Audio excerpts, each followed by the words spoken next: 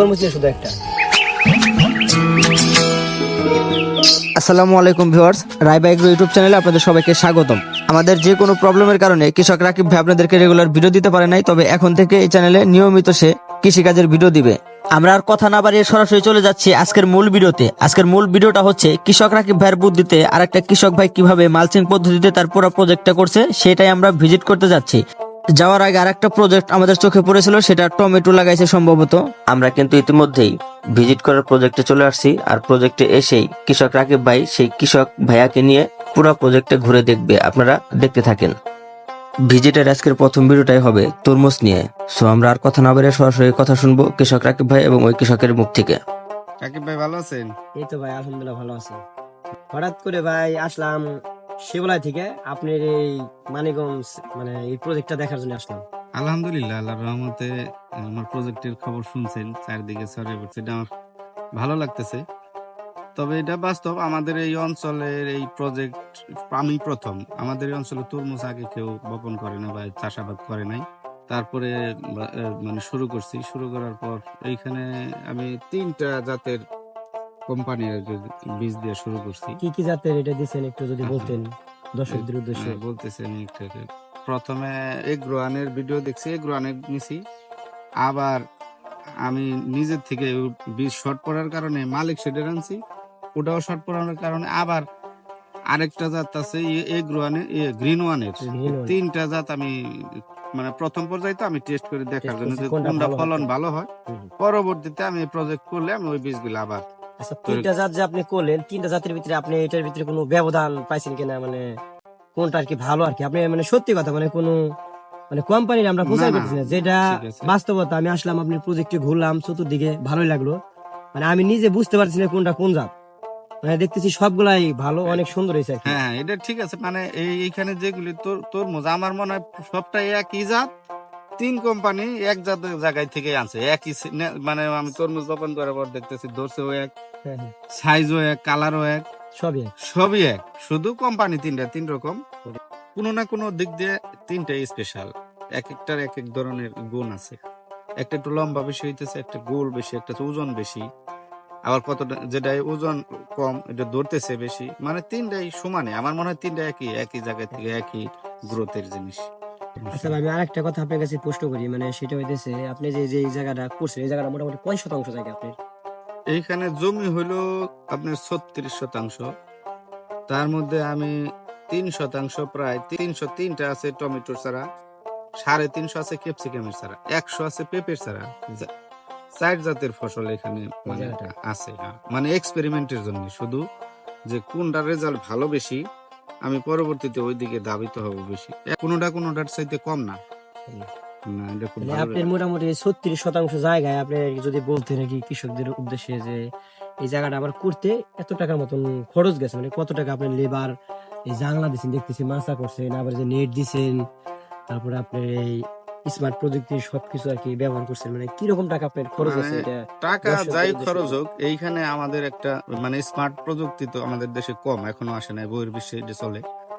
আমাদের দেশে যে যেভাবে খরচ করছে, এই খরচের কথা শুনলে আমাদের কৃষকরা হয়তো হবে না, বাট এটা যদি কেউ করে তখন সে বুঝবে যে না, খরচ যাই আছে এটার থেকে বেনিফিট পাওয়া বেশি সম্ভব।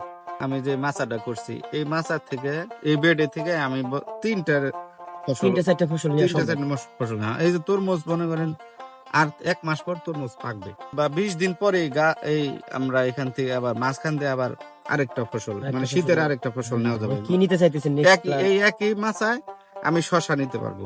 শশা শেষ হওয়ার পর গরম আসবে, তখন আবার নিতে পারবো করলা বা অন্য কোনো। এই করলা পরে যদি আপনি সাজান, মানে কলা পরে বটবড়ি, ধুন্দু, ঝিঙে, মানে যত ফসল আছে, লতা জাতীয় যত ফসল আছে, এই এক মাছায় 1 থেকে মানে 12 থেকে 14 মাস এই একই বেডে একই মালচিং দিয়ে করা যাবে। 3 থেকে 4 ধরনের ফসল নেওয়া যাবে এখান থেকে এক খরচে। পরবর্তী আর খরচ নেই, একবার খরচ, ফসল বারবার হবে। শুধু পানি আর কিছু হালকা রাসায়নিক সার শুধু বেডে দেওয়া লাগবে পানির সাথে, আর কোনো খরচ নেই। এই জিনিসগুলি আমাদের এই কৃষকরা বোঝে না। সবাই খেলে একসাথে এখানে তরমুজ ধরছে, এত খরচ হচ্ছে, যদি লাভ না হয়, আসলে তা না। এই তরমুজ থেকেই তো চালানো যায়। তারপরে যে ফসলগুলি আমরা এখান থেকে নেব শুধু লাভই হবে। ওইখানে শুধু বীজের খরচ, আর আমরা এইখান থেকে ওষুধ ব্যবস্থাপনার কিছু ব্যাপার আছে, যেটা হলো শিডিউল মেনটেন করে আমরা কিছু স্প্রে করি। অর্থাৎ একটা গাছের বয়সে নির্ধারিত একটা বয়সে রোগ আসে, সেই রোগটা আসার 1 থেকে 2 দিন আগেই শিডিউল করা আছে, এই বয়সে এই স্প্রে গুলি দিতে হয়। ওই শিডিউলটা আমরা মেনটেন করি। ওই মেনটেন করলে গাছে আর কোনো রোগ আসতে পারে না। আর যদিও গাছে আইসা যায়, ওই গাছটা আমরা তুলে এখান থেকে ফেলে দিই। এইভাবে এই জিনিসগুলি মেনটেন করতে পারলে করলে এই জিনিসগুলি ভালো রেজাল্ট হয়। আল্লাহর রহমতে আমার এখানে প্রথম পর্যায়ে আমি প্রথম হিসাবে আমি শিডিউল মেনটেন করে স্প্রে দিছি।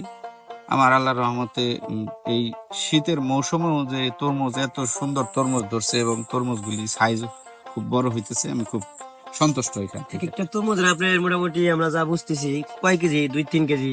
কতটা 3 কেজি আছে, 2.5 কেজি আছে, 2 কেজি আছে। মানে এখনো তো বড় হয় না, ঝুলতেছে, আরো বড় আরো 1 মাস এই তরমুজটা আরো আমার একটা টার্গেট 25 থেকে 26 দিন এখানে থাকবে, তাহলে আরো এখানে বড় বড় হবে এবং শেষে আবার এটা পাকবে। তাতে মোটামুটি আল্লাহর রহমতে ভালো রেজাল্ট। আচ্ছা, আমি আরেকটা প্রশ্ন করি আপনার, সেটা হইতেছে আপনি তরমুজের লিগে শুধু কত টাকা খরচ হয়েছে আর এর থেকে কত টাকা আপনি আশা করতেছেন, মানে এইটা যদি দর্শকদের একটু বলতেন।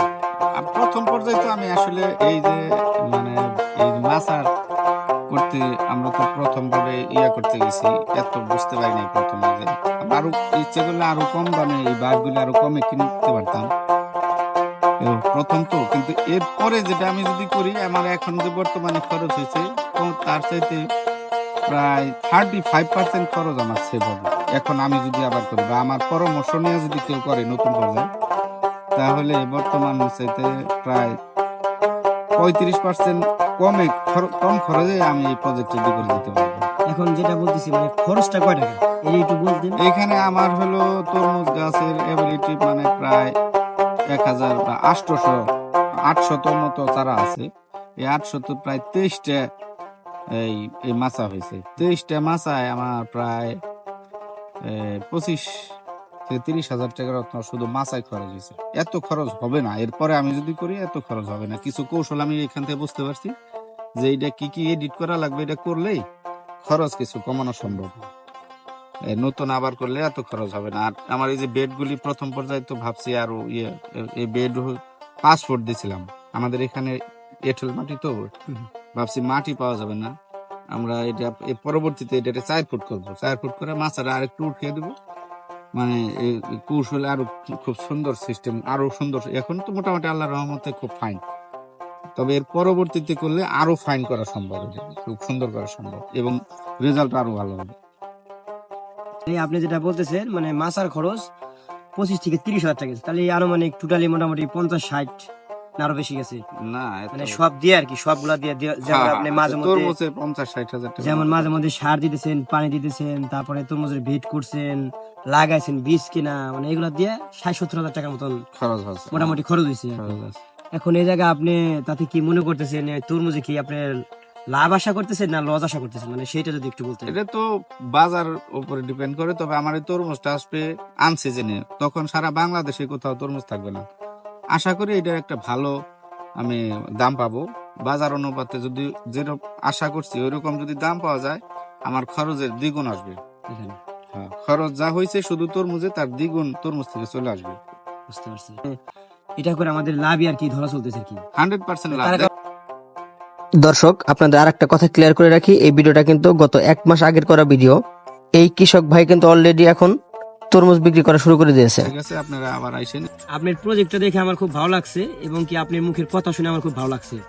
তো দর্শক, আজকের এই ভিডিওটা আপনাদের কেমন লাগলো অবশ্যই কমেন্টে জানাবেন, আর চ্যানেলটি সাবস্ক্রাইব করে আমাদের পাশে থাকবেন। ধন্যবাদ, ভালো থাকবেন সবাই, দেখা হবে পরের কোনো ভিডিওতে। আল্লাহ হাফেজ।